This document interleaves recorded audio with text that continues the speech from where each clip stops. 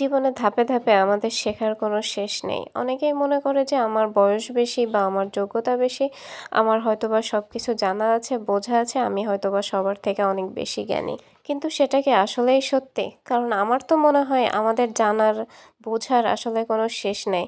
একটা ৬ বছরের বাচ্চার কাছ থেকেও আমার অনেক কিছু জানার আছে বা বোঝার আছে। আবার একটা ৬০ বছরের বৃদ্ধার কাছ থেকেও আমার অনেক কিছু জানার আছে, বোঝার আছে। সত্যি কথা বলতে কি, যেমন জানার কোনো বয়স লাগে না, তেমন বোঝারও কোনো বয়স লাগে না।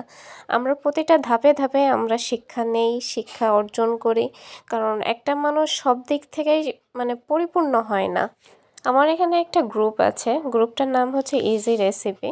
তো রেসিপিতে দেখা যায় নানান সময় নানা ধরনের টপিকে মানুষ পোস্ট দেয়, বিভিন্ন রকম জিনিস জানার জন্য, বোঝার জন্য। তো এমন কিছু কিছু টপিক আছে, দেখি সেগুলো কমেন্ট বক্সে ঢুকলে খুবই হাস্যরসাত্মকভাবে মানুষ সেগুলোকে নেয় আর কি, সাথে ব্যঙ্গাত্মক কমেন্টসও করে যে এইটা আবার জানার কোনো বিষয় হলো, এটা জানেন না, ওইটা জানেন না, এটা তো একটা সিম্পল ব্যাপার। আসলে এগুলো বলা ঠিক না। সে হয়তোবা আমাদের কাছে হয়তোবা সেই জিনিসটা অনেক বেশি সহজ, কিন্তু তার কাছে হয়তোবা এটা অনেক বেশি কঠিন, বা সে সেটা জানে না, যার জন্য তার জানার আগ্রহ হয় দেখেই সে কিন্তু পোস্টটা করে। এই কথাটা বলার একটা কারণ আছে। আমি কিছুদিন আগে আমাদের ওই ইজি রেসিপি গ্রুপটা, ওইটার ভেতরে দেখলাম একটা মেয়ে পোস্ট করছে যে কিভাবে করলা ভাজি করলে অনেক বেশি মজার হয় আর তিতা ভাবটা থাকবে না। তো ওই কমেন্ট বক্সটার ভিতরে আমি ঢুকলাম, ঢুকে দেখলাম যে নানা ধরনের নানা মন্তব্য, যেগুলো নেগেটিভ পজিটিভ মিলাই। তবে আমার খারাপ লাগেনি, কারণ অনলাইন জগৎটাই হচ্ছে এমন, সবাই যে নেগেটিভ বা সবাই যে পজিটিভ তা না। সবার ধ্যান ধারণা এক এক রকম হতেই পারে। আমি নিজের একটা গল্প শেয়ার করি। আমি যখন বিয়ের পরে ফার্স্ট শ্বশুরবাড়িতে আসি, তখন আমার শাশুড়ির অর্ডার ছিল, ফার্স্ট অর্ডার ছিল যে আমার খালা শাশুড়ি আসে, তাকে ১ কাপ চা বানিয়ে খাওয়ানো।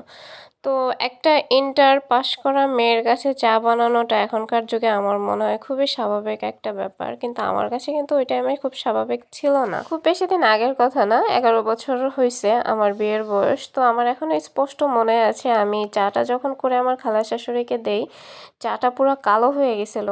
আমি এত পরিমাণে চা পাতা ইউজ করছি, চাটা তিতা প্লাস কালো হয়ে গেছিলো। তো আমার খালা শাশুড়ি খেয়ে বললো, না আস্তে আস্তে হবে।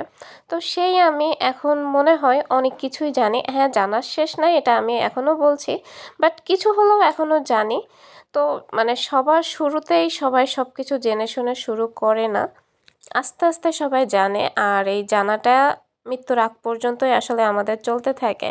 গতকালকে মুরগি রান্না করছিলাম, সাথে ছিল ডাল। তো সেগুলো আমার থেকে গেছিলো, এজন্য আজকে ভাবলাম শুধুমাত্র করল্লা ভাজি দিয়েই আজকের দুপুরটা সারবো, কারণ 2টা তরকারি এমনিতেই আছে। তো হঠাৎ করেই আমার কাছে মনে হলো সেই পোস্টটার কথা, যে আপুটা পোস্ট করছিল যে কিভাবে করলা ভাজি করলে অনেক বেশি মজা হয়। তো তার জন্য আজকে আমি মূলত ভিডিওটা করেছি।